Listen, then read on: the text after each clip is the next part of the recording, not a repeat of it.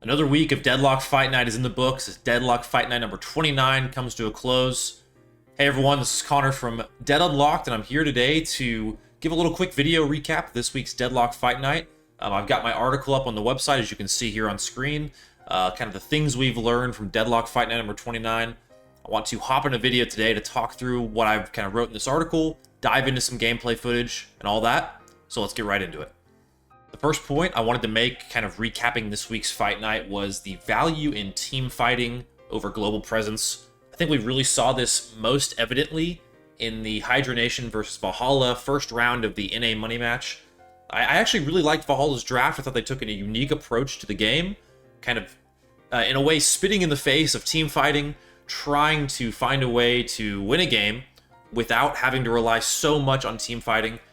This was going to rely on a heavy early game lead and a lot of global presence on the map, using abilities like Grey Talon's Bird, and then getting a lot of good catch and crowd control potential with the Moan Krill, Holiday, Ivy, and obviously some good burst there, and frontline potential with the Lady Geist and Warden. I actually really like this composition. I think it's creative, and I think it's a unique way to try and win the game. And about 20 to 25 minutes in, I really thought Valhalla were going to surprise us and get a win here. They were up, around 20,000 souls, heading into the mid-game, looking strong. However, the patience, macro play, team rotations, and team fighting composition of Hydra Nation really took over in this one, I thought, because, after about 10 minutes after that 20 to 25 minute mark, around the 35 minute mark, Hydra Nation found themselves with a 43,000 soul lead. That is a swing of about 60,000 souls in 10 minutes of game time. That is a truly remarkable comeback, and I feel like this was a really significant game, not only in the series, because, Valhalla won game 2, Hydra Nation won game 3, so if Valhalla win this first game, they might have won the series and unseated Hydra Nation in NA. But it also, I think, gives us a really good look at maybe the intention of the Deadlock comeback mechanics in their full form. This really felt like a team that played patient, played disciplined, and did what they needed to do. They brought at least 4 members to kind of these back-to-back fights where they were able to take down a couple members of Valhalla, and this got them back into the game pretty effectively. They ate up the jungle, they got a mid-boss, they kept Valhalla in their base, they did all the things you need to do to win a game of Deadlock when you are behind. And so I really want to give a quick shout-out to the Hydra Nation team. The shot calling was excellent. Sure, you struggled in the mid-game. There's probably some film to go back and look at on that one. But what a win I thought this was in the first round of the NA money match.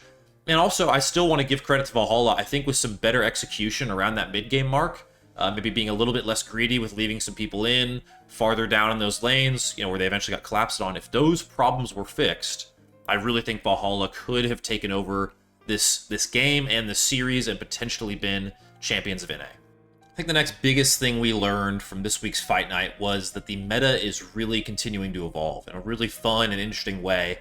And I think we really get to see that not only in the games themselves. I think that showed us a lot in and of themselves. A lot like, we just talked about with the Valhalla decisions, other teams making, equally interesting decisions with some of these picks. But we see that on the hero priority screen. I'll put that on screen right now. Deadlock Fight Night provided this, and this shows, you can see the red circles are the heroes that were banned, either in the first ban or the mid ban, and the blue dots signal that a hero was picked. So you had, I believe it's 9 heroes get picked, 7 times picked or banned, rather. And I feel like there is a lot we can learn from this, and a lot that stands out. So we have, I think most interestingly, is the very first one on the top left, and that is Viscus being banned 6 times, only picked once by the Goober himself on TF2 Avengers, playing that with kind of the pickup squad that has just recently formed. Outside of seeing him play that, which was a really effective game still, we saw Viscus banned 6 times. And I think this really goes a lot into showing how teams don't want to deal with Viscus's utility.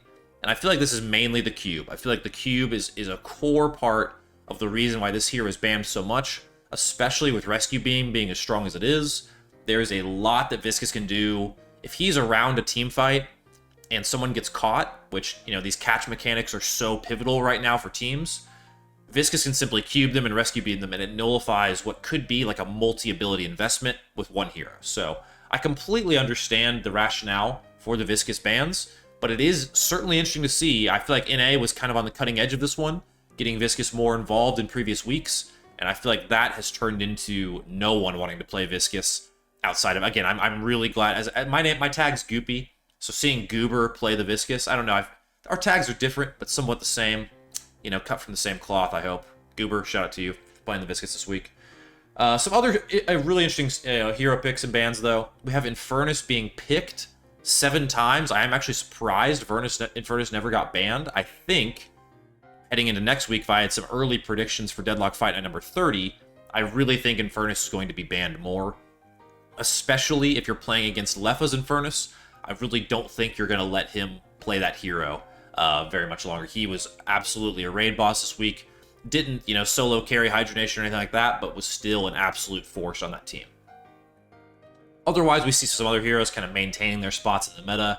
Calico, Geist, Shiv, Mirage, Sinclair, Warden, all heroes that I think are pretty understandably getting picked and banned a lot. But even some surprises with Lash, Haze, and Ivy being really high up there. I feel like those are 3 heroes that I would not have pegged as being these, like, premium picks. I don't think a lot of them were early draft picks, but still, it is interesting to see which heroes are frequently picked towards the back of drafts or even banned still.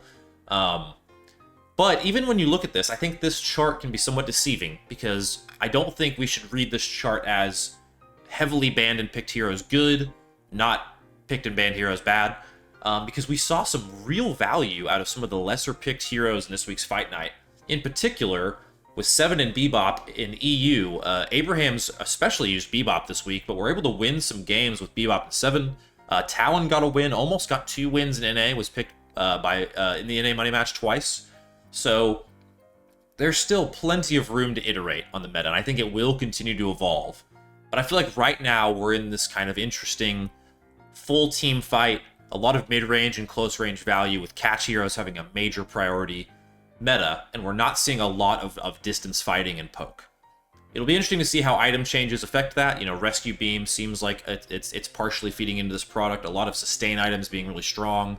You know, when you can build an Infernus that's able to deal that much damage, but also stay that healthy, well, of course you're going to want to fight kind of in that mid-range zone. So this is just something I thought was a really, you know, a great thing to show. Shout out to the Deadlock Fight Night production. You guys always do a fantastic job with these charts and providing resources. The endgame screens have been incredible.